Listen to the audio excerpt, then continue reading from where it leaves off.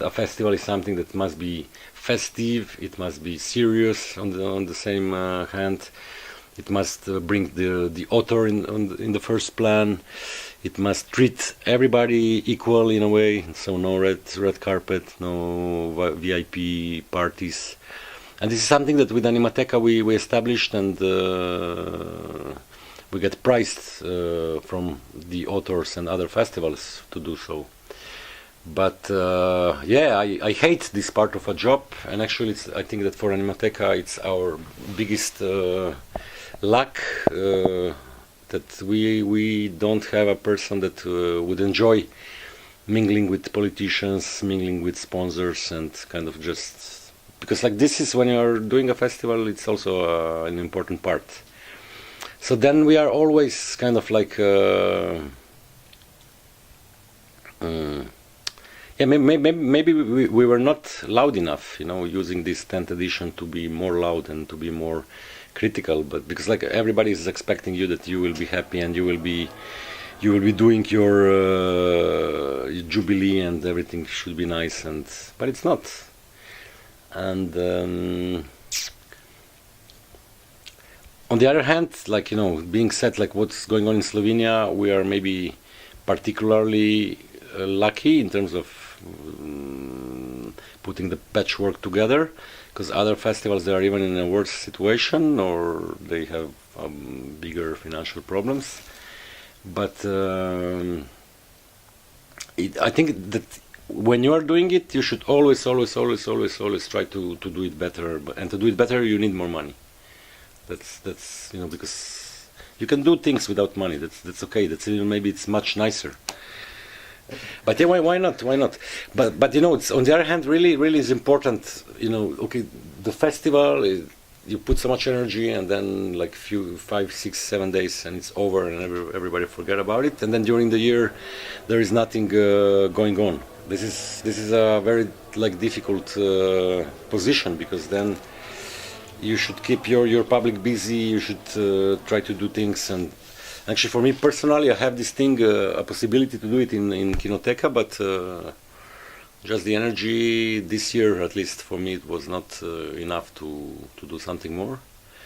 But for example, I don't know, for Kinoteka, I'm really happy, and I'm already thinking now, still during the festival, which is crazy, you know, but about a big thing that with Yuri Meden we're planning to do in March, April, and it will be Norman McLaren retrospective. So I know that for me this now it's for in the near future. Already now I have to be prepared and start to think about it, how to do it in a way that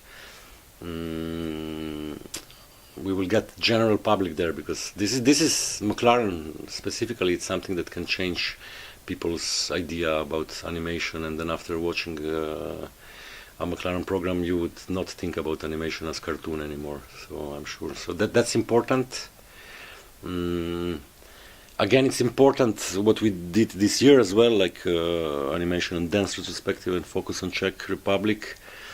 But it would be maybe better if we would do it through the year, you know. So still like 10 years, but just learning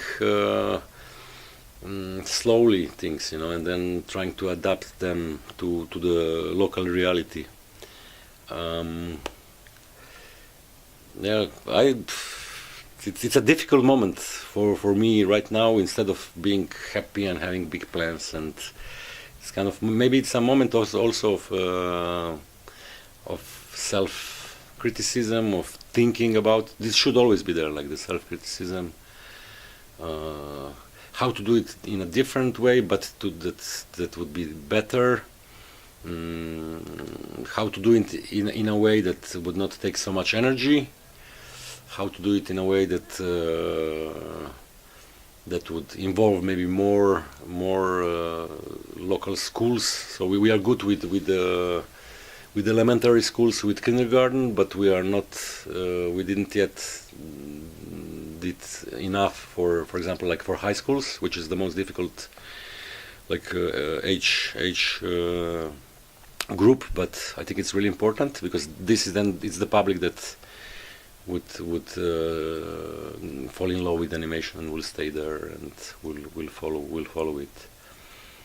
I wanted to ask you whether you think that this kind of event, which is by definition a niche event, even if you make it bigger and bigger, it will still be kind of hermetic and niche.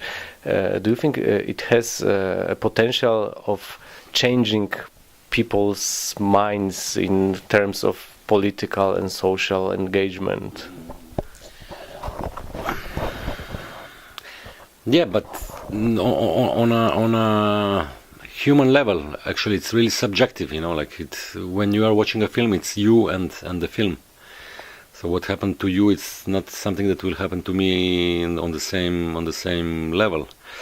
But well, for me, when I'm choosing films, it's kind of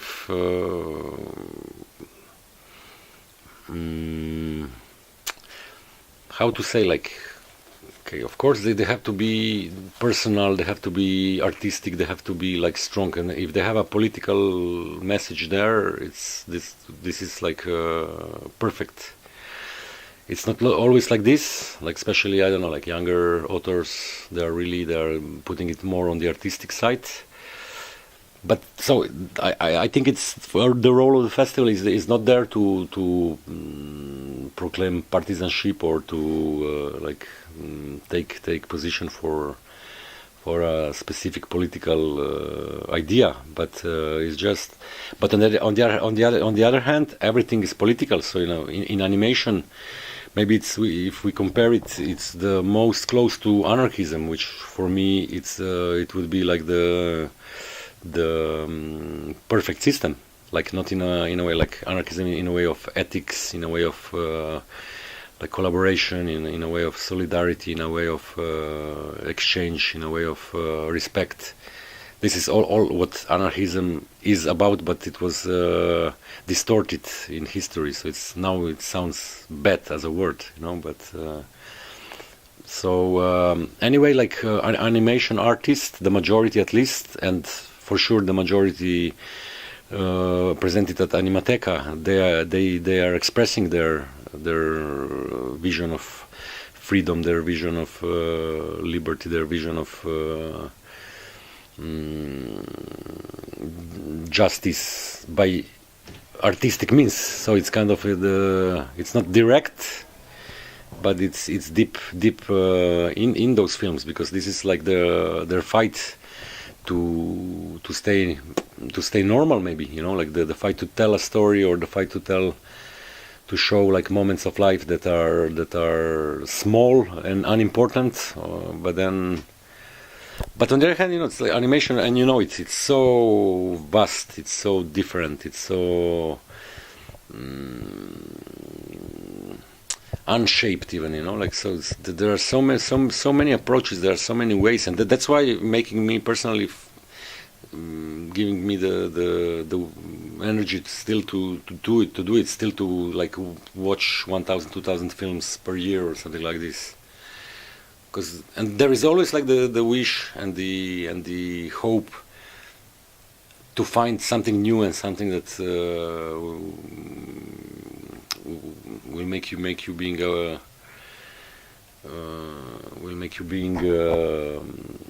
surprised again and again. For me, it's happening in animation. That's why I'm keep doing it, probably.